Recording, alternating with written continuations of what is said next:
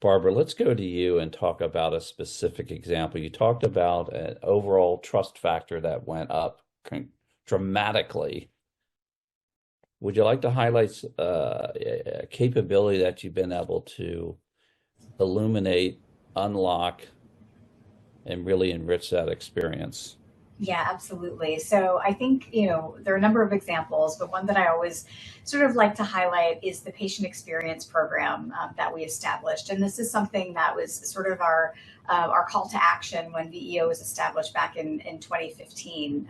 The office was established born out of a crisis, of an access crisis at the Phoenix Medical Center. And what we wanted to do is really make sure that we can incorporate how we serve our veterans, families, caregivers, and survivors by listening to what they needed and designing our service delivery around that. And so patient experience was ground zero, so to speak, something that had never been done before. We built this program starting in 2017 with our wonderful siblings and experts in the Veterans Health Administration, frontline employees who deliver services and are eager to deliver services in the best way possible, and also really understood in the interactions with VA in a healthcare setting, what matters most to veterans? What was most important to them? What were some of the pain points that they experienced?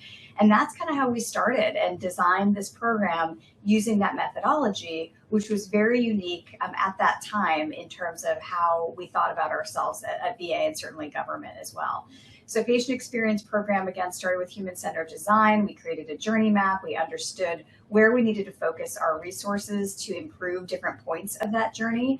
And then we co-designed a variety of tangible tools, because one of the things we realized early on, you can create a journey map, you can, talk to veterans and You're listening to the document Federal their Executive thoughts and pain Forum points and on bright Federal spots, News but you have to Network. operationalize the data. You have to operationalize what you hear and translate what you hear into actions you take. So a huge part of this was developing an entire suite of customer experience, patient experience tools and trainings, communications products, toolkits to really empower the frontline employees to know how to deliver the best services based on what veterans need from us. And so that's kind of where we started.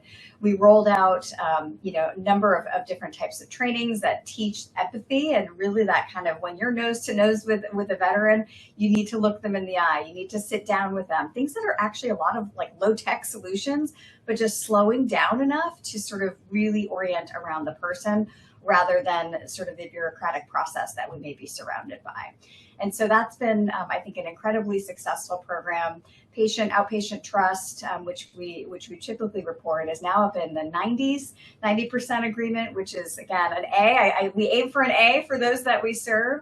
And so I think that's been an incredible proof of concept for us year over year.